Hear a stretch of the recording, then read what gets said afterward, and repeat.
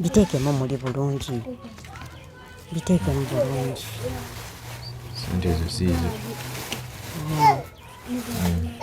Tuyanzizza nnyo ssebo, tweyanze yige. Sente ezo ziri emitwalo 2. Sente ezo zavudde wa madamu Mimi. Annange madamu Mimi tweyanza nnyo tweyanze ege ojje wonna Mukama akuddizeewo akutuwera omukisa. Kubanga onzijje mu kukaaba simanyi ofuuse maama wange kati. Mulula nga mbadde nga busy. Dazini y'ebitabo. Eno 96. Dazini y'ebitabo. Mubaamu zino langi nga za bbeeyi. Langi kalaamu 12 units. Color pencils twakasanvu kalamba nga za bbeeyi. Ziizo ndoza za mirundi 2 oba buli omu ayinako emu. 621 waliwo zino kalaamu long lasting HB pencils. Mune Uganda tukwaniriza okuva ebweru era nga tuli beeteefuteefu okutambuza. Tulina obumanyirivu mu kuvuga ate era ku miwendo egisaanidde. Kati nno gwe yeetaaza okupikinga ku kisaawe okutuusa ewaka ewuwo tweyune. Ate era naawe ateekateeka ogenda ebweru twekwate tukutambuze okuviira ddala ewaka paka ku kisaawe. Kati nno mwanattu toddamu kumenyekana migugu ng'entambula weeri. Tukubire ku ssimu noti 7 noti 6 94 729 oba noti 78 29 52 155. Kale omukutu gutandiko tuli ogamba otya obulamu buli butya tolekedde katente.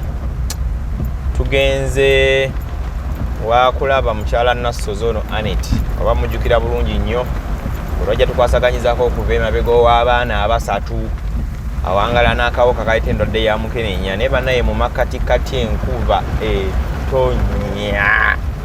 Enkuba eno etandise nga tutuuka ku kalo bakayita Katuwe oba wano tuyita Mukono ne tukwata Kisoga Road ne tutuuka ekisoga ku rawundi ne tumala ne tukwata ekkubo eridde enkoko njeru naye bwe tubadde tutuuka we bayita Katuwe okukyama kati okweyongera munda enkuba etandise otonya.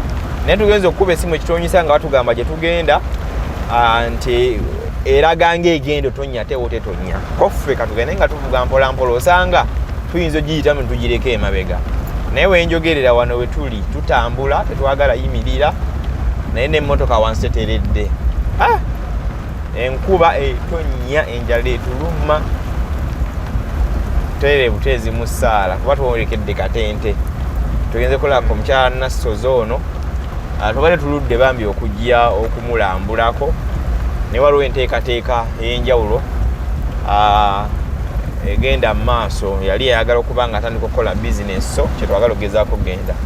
Nanyongera okujjukiza nti kola airport pickups bonna banga obuukinze naffe tukuvuga weba etonnya gwaka misana kiro kasomala okubuukinga nange. Enamba y'essimu eri 0706794729 yenamba gyolina okugenda maaso okubanga okola ki ng'okozesa. Ndine Angel Marina no ku kamera. Nyongera okujjukiza bannaffe aba Suplex Gym abasangibwa ebweyogerere Kirinnya Kavule ku luguudo luyitamu oludda ebukasa. Kayina gy'osooka okusanga Suplex Gym eri waggulu awo. Nyongera okuzigirira aba Betty's Touch and Beauty Studio abasangibwa e Buloba awo ku nsonga y'okunyirira okustylinga enviiri okola makeup omulembe okutimba ku mukolo gw'okupangisa gomasi omukolo gw'okwanjula n'ebirala. Soka tweyongereyo mu maaso kuba ne gye tugenda tukyalaba bulungi tutere mu ssaala tusobole okudda kuba baabo ebibeera bwe bityo emmotoka n'eseerera okudda okutala tukalubire ne tujja tusula eno ekatente. Kale nze Sonko Muhammad katweyongereyo. Kale tubanirizaako nnyo nnyini ddala tuli ku mukutu gulu talent shuguse ekatente akakuba kuba nyingi nnyo ekkubo liseera tumanyi nange gye tunaddayo kutuuka kuba baabino gye tuli wansi ddala tulina okwambuka nga bwe tukapaka te tunatuuka ku Collins. Nze Sonko Muhammad tukomye okukyalira ku mukyala Nassozi Annet tulaba ate embeera etambula etya. Nyongera okujjukiza aba Betty's Touch and Beauty Studio abasangibwa e Buloba ku nsonga y'okunyirira kusayiringa nviiri kutimba ku mukolo gwo makeup omulembe n'ayagala okuyiga osobola okuba nga wekwata beti mu squeeze back enamba z'olabaawo eya Airtel ne MTN ennamba za beti nange oba onkoonyeko nsobola oba nga mukutuusaako bulambalamba akoma mu ggwanga lyaffe eya Uganda airport pickups tukizikolera ddala bulungi nnyo so bw'oba nga obookinze tusobola okukima ku kisaawo entebe ne tukuleeta straight paka ewakawamu ku mulyango ne bw'oba nga oddayo tusobole tucommunicatinga tusobolera okuzzaayo so embeera efaanaganako ng'eyo suplex gym basangibwa bweyogerera ekirinnya Kavule bw'oba ng'oyambuka ekkuba erigenda e Bukasa kalina gy'osooka okusanga ku mukono ogwa right guli omulala oguba gukirira waggulu gym erina buli kimu kyonna naye bulunaku lw'omukaaga tubawo ne bootcamp tukeera ku makya tujja tukola dduyiro ndowooza nina kafune mutera okumulaba nti naye mu dduyiro nga tetusogeza kulaba nga tutambuza ekintu bulambalamba osiibye otya eyo nnyabo leero ojja kwongeza ku ddoboozi obulamu bulungi mpozi obwammwe bigenda bitya eno Katente tebibadde bibi kasana ke kabadde kaaka leero wetufunyeeko ku nkuba abaana bagamba ki bali batya geza kutunnyonnyola embeera mwe bali abaana tebali bubi tebali mu mbeera mbi lwakuba nti obuzibu kyakulya kati emirimu tegikyalabika tuli mu kaseera ka misana tugifuna naye nga mitono naye mugira egy'okugeza okulima nobaako woolima akasana ekaba kaaka emirimu tegibaawo gibaawo ku lwankuba ng'omuddo guba gumeze nkuba nga oli ayagala kusimba wegibaawo ategeeza kati keetonye emirimu giyinza okulabikalabikamuko mu maaso awo sizoni ndowooza tennaba ekyali kanze mbuka nze waneeno ate gwe ng'omuntu oli pulaani kyoli otya nze siri bubi nnyo noli bebi asembayo noli ali bulungi lwakuba nti kasenyiga n'ekifuba ffenna kifuba kyekitulimu kati bwe tugenda ku sayidi y'emirimu gy'obadde oyogerako lwe na pulaani gye wali oyogerako sobola ogituddamu kugitujukizaako pulaani y'emirimu luli nali pulaani nze nga njagala kuteekawo mmere okole bizinensi nkole bizinensi naye kati nalabye ng'emmere engeri gyekiri nti kyalo abantu balina amalimiro oli atasobola genda n'agula wali eritooke lya mutwalo gumu na kitundu oba mutwalo twali olowoozeza birowooze luli nali manyi wagenda obyogera ng'omanyi nti bisobola kyali engeri emmere kati ssaawa zino gyebuze kuba kati era oba ogireese engeri gye bamanyira nti agenda mu lusuku ne bamuguza akatoke ka 15,000 ne bamuguza akatoke ka 7 ate gwe olisuubudde 7 oluusi 15,000 olireese olyongoddemu kamagoba ate ayagala ku bbeeyi gy'osoobuliddeko kuba nabisuubulako okwombimanyi kati nabadde nkyusizzaamu nga ngenda kusuubula ngatto kanvaasi ng'ezo kuba kati abaana abange bo baali batandise okwambala niigiina nga gwe basomeramu ku ssomero naye bagobya ne bagamba tebaagala niigiina pezi tebalina ngatto kati bagendera muki bagendera mu bigere naye nga wemba nfunye kanvaasi ezo kati n'omuzadde naye waaba nga alinawo akasente ng'alabye ku kanvaasi oba aba asobola ogigulira omwana oyo aba asoma nze kyenyinga kyennalabye nensuubulayo ne ku bugoyogoyo obw'abaana we butyo kati nga kanvaasi wano oba ozitunda ogenda zitunda wa omanya awo zisuubula oba ogenda zisuubula wa era mba nnagenda mu tawuni wa tawuni ki Kampala Kampala yo ogimanyi tawuni ye Kampala manyiwe ne gye basuubula engatto omanyi bazisuubula we Kampala mu kikuubo omaze ebbanga ki nga togende eyo navaayo ogwo omwaka oguwedde naye nali nsomoka nga ngenda Nansana ewaffe gye nali mbeera kuba ekibuga kikyuka ku makya nze olowooza ekikuubo kiri eno nogenda ntuuka nga ate kiri walala nnyo mpozi kuba ekibuga kikyuka buli nnaku bazimba ku masana ogenda ng'obuuza ne bakulagirira kwaliwo era n'otuuka nga paaka baagisengula nga baagizza walala n'obuuza paaka weeri omuli emmotoka ne bakulagirira engatto ddala ze zinaakola omanyi ekikulu kiyinza kuba nti bizinensi omuntu yena nga atandika bizinensi abazaamu n'agamba ngenda kukola kiddala kinaakola tikikiikole kubanga abantu batuuka nabo ng'obwavu bungi ekisooka kirala abantu baba bayambako nabo babeera balina responsibilities endala ze bakwasaganya kati singa oba nga olina bizinensi osobola okuyimirizaawo omanya nti webaliwo batebaliwo njafuna ekyokulya ebizigo by'abaana n'ebira kisobola nti omuntu akuwadde bizinensi olina okusasula ennyumba olabirireko abaana nawe obeere obulamu butambule bugende mu maaso. So wali badde obeera nekibona ekyo kyogenda okukola nti kinaavaamu ssente. That's why twakolekera obudde okole research. Kitegeera ate kola ng'ogenda kukolera ddala kubanza plan gye nnaalabyewo ng'era naye bwewaginnyonnyola n'ogaa nsinga mbako business gye nkola nsobola okweyimirizawo obulamu ne bukola ki ne busembere butambula kinaakola kinaatambuza obulamu ne bugenda mu maaso. Kijja kukola kuba era mba nina okutwalako mu butale ng'eyo n'emmere nja teekawo naye nga kugezaako bugeza. Anti tuba twetaaga omuntu abeera alaba noga nti bane singa mba nina ssente bweziti sisobola kukola kino ne kino ne kino ne kino noyogera omuwendo gwa ssente n'okuba ne budget yaazo, then ne tumanya nti edda ekintu kyagenda okukola agenda kiyingiramu kinaatambula.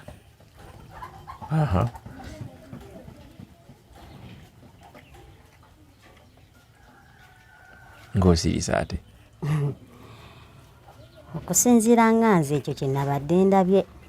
Anti ngambye tutemeetemerere ugambe nti wemba nakola bizinesi bundi netaaga ssente bweziti Kati era ssente from ku enzitematema bwenti paka bwenti nezisobola okubeerawo nezizaala zinnaazo. Kati nabadde mpulaani nze kwegyo emitwalo 3 gye nali nsabye nga ngenda funako emitwalo 2 ngene nsobola engatto oba 15 nsoboleko engatto. Engatto ez'abaana bikanvaasi zonna ze mba nsanzeeyo kuba baŋŋamba mu 5 zisobola ozifuna nga ze ssente z'osuubuza n'ojja gwe n'otunda mmeka? Osobola otunda omutwalo oba 8 oba 9 n'ogumu ekitundu kisinzira engatto weefaanana. Kati 10 ndikwate nsobuleko ku matooke n'ennyaanya n'obutungulu era nga oteekawo akadaala nga mmanya nti wemba sifunye mu ngatto wali mu mmere oba mu nnyaanya mba nsobola okufuna ekisobola okundiisa. So ekyo kinaakola kati olwo ebintu omuntu byotabaze nga gwe transport manyi sente ziva eno ogenda e Kampala ziba ssente mmeka n'okudda? Andi kati ku mitwalo 3 kyemmanyi wasigaddeyo emitwalo 5 wema nga nguzeeko engatto za mitwalo 15 n'akadaala ka 10 olwo wasigaddewo 5. Okay, embeera yakufumba mutwe zibwendaba naye ekikulu kwegendereza olabe nti ddala ssente bwe ziteekamu kigenda kutambula kuba kati abantu baavu. Ekyo twaguddewo system nti otuyambako ku muntu n'astabilizinga nga tunoonya kye tumukolera ng'obulamu butambula. So tulabe totulabe ng'obulamu busobola otambula bugenda mu maaso.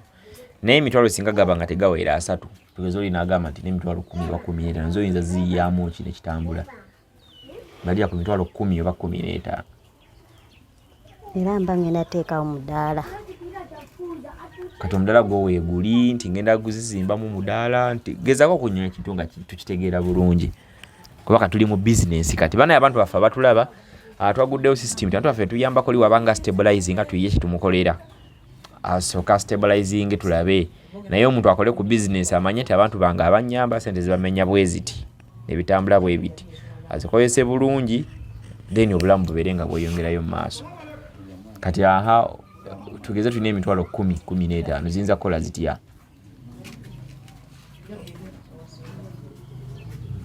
Kubeje 15 era mba nina okubisaako akabanda pozi ng'ate empangisiza bupangisa n'empangisanga wano akakube.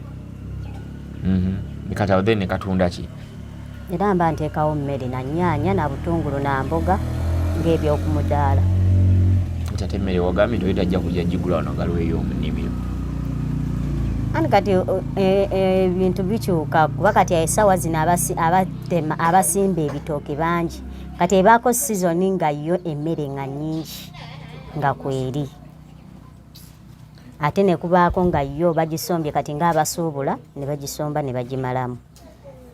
So bw'oba tufunye omuntu n'atuwa akasente ako ne kajja baddamu tukulambula nga bayisewo ebbanga nga lya weeks nga zizo oba mwezi wanaabaawo osobola otulaga n'otugamba nti ssente zatandika emitwalo 10 kati giri 2 singa tufuna oba nituzeewola nitubako etuzijja. kinaasoboka tuga nti bannaaye ffe tukwata sente tuzikuwa tugeze bagiri 5,000 kuba ne wona business y'emitwalo 5 era omuntu n'obulamu ne butambula bugenda mu maaso tetuzikuwa nakyo osobola otetenkanya tunagendera okukomerawo n'abakyo tulaga nti bane business yini etambula bweti egenda bweti kubanga tubadde twagala tukufunira akasente mu mbeera ey'okwewola tukuwe time bw'ostabilizinga otandika okukazza then kadate tukatwale tukawoomula naye akakozese kati kitegeeza gye tukajja singa tubanga oli yakoonoona oba ne kamulemu okukozesa newo tekaali tuuse oba ogezaako okunfuna naye bwe tukakuwa n'okakozesa bulungi kitegeeza kajja tukaneewali omuntu omulala yeetaaga obuyambi obulala oba onfuna naye ate wabaawo ekyenjawulo nti singa tukomawo nga ssente ezo zikoze bulungi ate tusobola tokwongeramu tugeze nga gwe wayogera n'ogamba nti weetaaga 3,000 tugamba Africa kutulemu makati tukuwe 15 tulage nti osobola so tugenda tudda n'otulaga nti bitambula nti sente ziri bwezi teziri mu cash mu business muli bwezi era bitambula bigenda mu maaso nga tugamba okay wasaba 3 tukuwadde 15 kati katukwongera emirala 10 gibeera 25 oba katwongera emirala 15 gibeera 3,000 yongera okole bwe tugenda tudda ngera tulaba kitambula tusobola okuwongeramu naye bwe tugenda tulaba nga tekitambula tetuwongeramu then nga tugamba yiyo labe nga gyogenda osasula mu zizza ediru gyembala ennyagala nze tutte oba wasaba obanga wasaba 3,000 galeme kuweera 3 then bwezikozesa obulungi ne tudda ntukulambula nga kitambula bulungi nga tukwongeramu nga gaweera 3 bwe tugenda tulaba era nga kyongera otambula nga tusobola okugongeramu paka 5 oba paka kakadde naye tulina okumakinga sure tize tutaddemu tulaba kitambula nti bwe tukugamba nti okay kati kitambula stabilize nze nti ye katwakuwa mmeka gattagatta mulabe nti ngezo gattagatta mwampe 5,000 nti ye katandiko zikomyawo genda zikomyawo ntya teba buli mwezi nakomyawo 2,000 oba gumu fene tufuddeeyo aziweera zotambula obulamu bugenda mu maaso weerabiri olabira abaana n'ebeera sente nga tuzizza ate nga tuzitwalira ate omuntu omulala naye nga zimuyamba kuba yasooka singa abanga yazoonoona ziba tezijja kukola zalibadde tezituukawo simanyi kati eriyo gye mba njagala tutte kinaasoboka ekyo njasobola okugezaako tetujja buwagezaako tugenda wonaabanga olidde nti kijja kukola then nga tudda nnimbye mukristo ati njogedde bubi bebinsi tebagezaako so ndowooza tusoke tugende ku kirala ekyo kasita owulira nti kisoboka nawe mba nkyali wano ng'oŋŋamba nga tugenda nakyo mu maaso bw'owulira nga bikyali byakugezaako tokigezesa kasooke tugende tuziwa omulala kati weerowoozeemu nga wetukole ebirala bwe mba sinayimuka wano ng'ogambye ensobola nga tuzikuwa bwe biba nga byakugezaako nga tusooka nga tuddayo nga tugamba tugende tuziwa omulala asobola alirweddewo nawulira nga olirwedde then ng'otugamba tugende ku by'okusoma kw'abaana ekyo wenaasiinamu kano n'okingamba nti osobola nga tukuwa onaaba kyali byakugezaako tulidda paka lwoliwulira nti osobola abaana leero tebaasomye bavudde bubi ku ssomero bavayo saa 7 mpozi onaye musisi musisi oli otya naye abaana nga baba bawunzika emitwe weyongereko kuba newalima mu mbuuzeeko oli otya leero wasomye wasomyeyo kirero mbya bye wasomyeyo koleero ku ssomero wasomyeyo ki oba wazanye buzanyi jangu minisita bwetulye bye wasomyeyo leero oba wazanye buzanyi jangu tewasomye wabadde bubeezi wangi wasomye ekyanti tuula wengere wano yogera kyewasomye gwana erinnya lyo yogera nnyo wasomye yogera nnyo musajja osoma kirasi ki topu soma topu kirasi ibula semanda wasomyeyo ki leero mu topu kirasi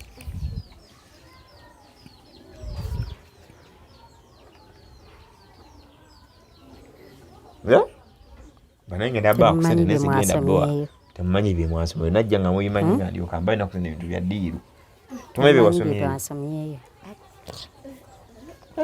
Olina byewasomyeyo gyombuulire jangu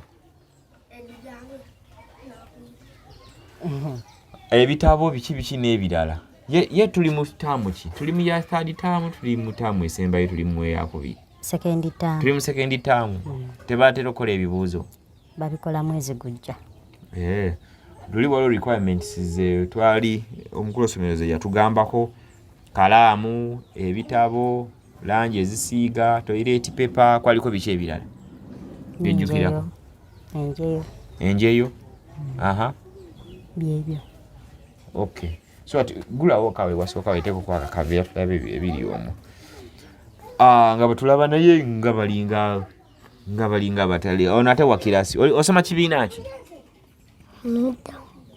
osoma middle kati middle musoma biki tobijjukira bye mwasomeyo mu middle kirasi ongambeko tobijjukira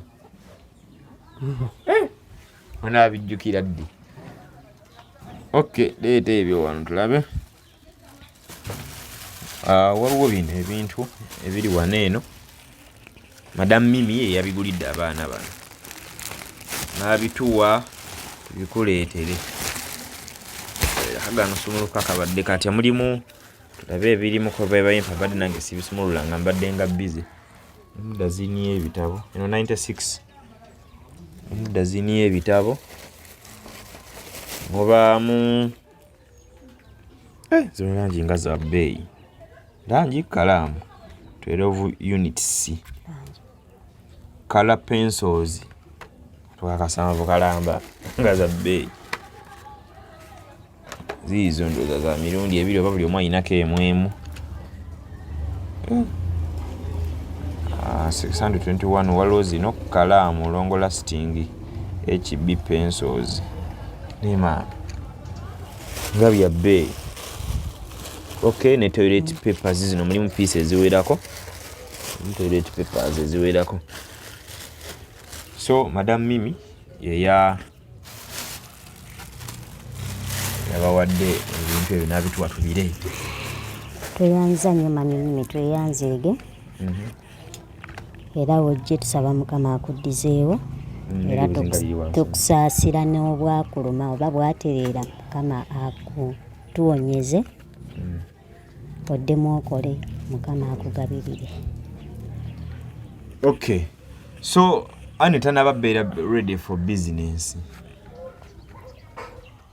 ndi ready naganye omuntu akakasa ekinyunga bwe nkikunyonnyodde twagala tukole ebintu nga tugenda mu maaso kyoba omanyi abantu bano baba n'obuzibu bwabwe anti kati webuziba nga sente za kuba kati kisinziira kuba luli eriyo eyankwasizaako nampa akasente naye engeri gye twali nti tulyako buli lunaku tulyako ate nga n'ebintu byennyini tebitambula bulungi kuba luli ebintu byali nga si bya bbula nnyo ng'ate kati kali kasente kaaki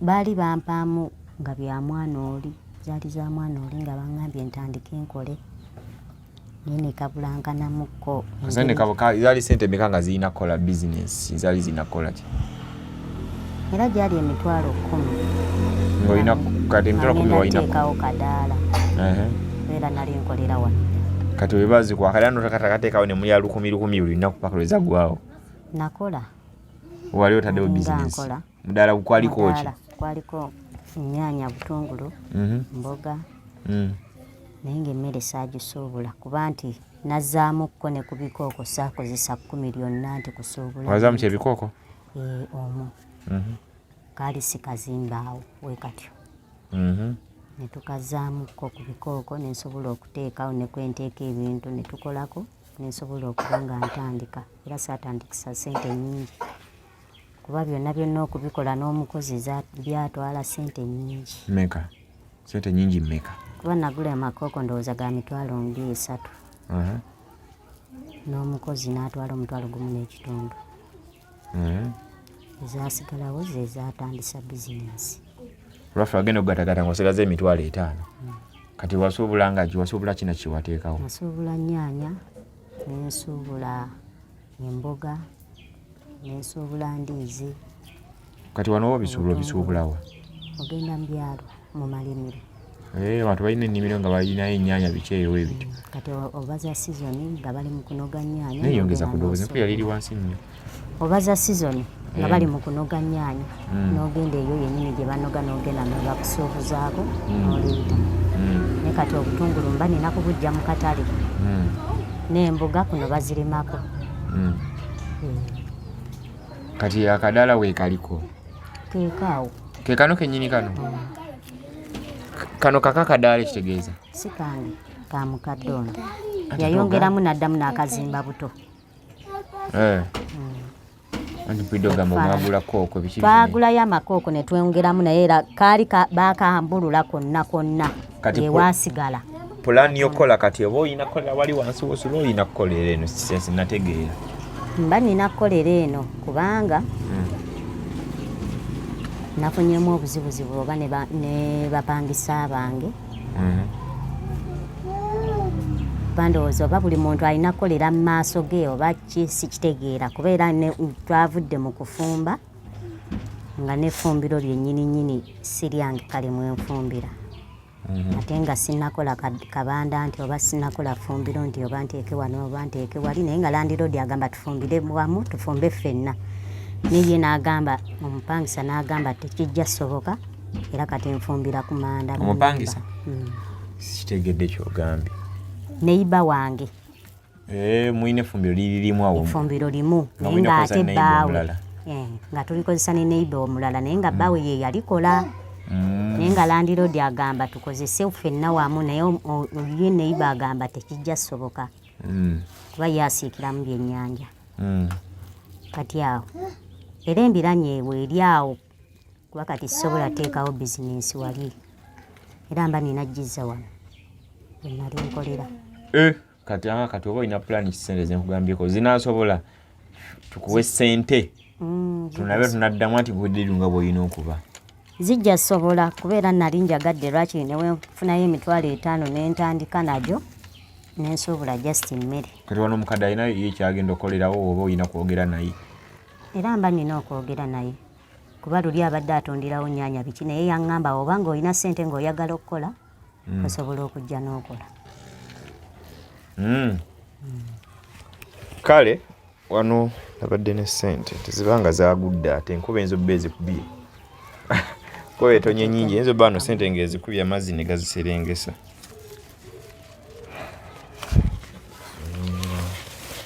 Biteekemu muli bulungi. Biteekemu bulungi. Ssente ezo siizo. Tuyanziza nnyo ssebo tweyanzeege. Ssente ezo ziri $20. Ssente ezo zaavudde wa madamu Mimi. Annange madamu Mimi tweyanza nnyo tweyanzeege ojje wonna Mukama akuddizeewo akutuwera omukisa. Kubanga onzijje mu kukaaba simanyi ofuuse maama wange kati essaawa zino. So ssente ezo ziri $20 wagambye $30. Ziri $20 tetenkanya nga bwe tuteesezza. Bwe tunaakoma tulaba luwa ekitambula nga tulaba kitwongerako tudda nga tulaba kisereba nga tusooka tugamba abantu balina abantu baavu abantu balina ebibatawanya balina responsibilities endala ekyo kyoba omanya. So bwe kinaba nga tutambudde bulungi kijja kuyambako kubanga embeera y'okukoletera ebyokulya bwe kinaba nga kigize tujja laba kyekyokukola naye twagala nti wetuli tetuliiwo ng'obulamu busobola obeerawo ne butambula.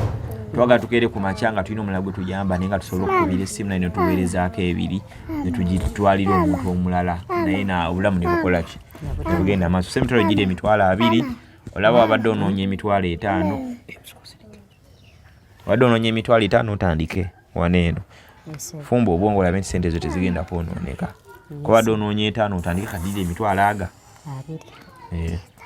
So ssente ezo ntini ate nnyingi. Zo nnyingi. So n'aba ozikozesezza bubi zijja bba nti nizijja fuumuuka naye ozikozesezza bulungi zijja bba nnyingi era zijja kuyambako. So kyekyo mpozi nga naye ekirala ky'oŋŋamba. Neebaza bwebaza tweyanziza nnyo tweyanzeege.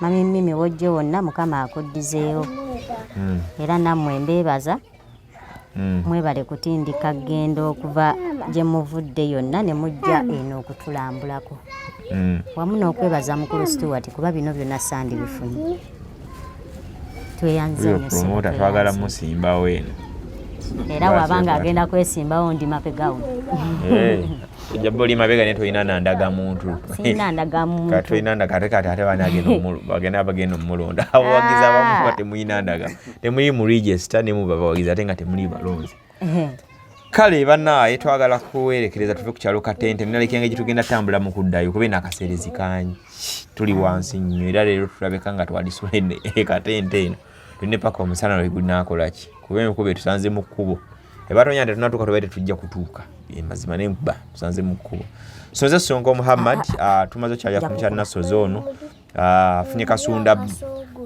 zindikanjake so madam Mimi yatuyambyeko sayidi awo twagala tulabe ntate obulamu busobola otambula ne bugenda mu maaso abantu ne beeyimirizaawo nga bo obulamu ne bukolaki ne bugenda mu maaso so tujja kukwatagana mu programu zaffe sinaabaziddako nenyongera okujjukiza nti kola airport pickups tubookinga naffe munywanya koma ogonga laffe erya Uganda mukima ku kisaawe Entebbe tukuvuga paka wakomu ku mulyango obeera safe ng'otambudde ne Sonko oba ng'otambudde ne Good Talent so bookinga nga bukyali ogenda tuka ku kisaawe nga wendi tukulungereyo paka wammwe ewaka ku mulyango Suplex Gym ku nsonga y'okukola dduyiro in fact gwakomawo mu Uganda oyinza obba ogenda wala neno ogamba kansoke mu lufuna wempoyere okwebaka nsobola nze okukuuma nenkufunira ogenda okwebaka era wetuyinawo bulungi nnyo enkeera netukeera mu gym mu dduyiro then netulumba bulungi nnyo ngeri fresh oba safe wekyosinga okumanya kyesinga okuba nga nteekako essira Betty Search and Beauty Studio ku nsonga y'okunyirira kiriya so ndine Angel Marina wano ku kamera tukoze programming nga tusinziira Katente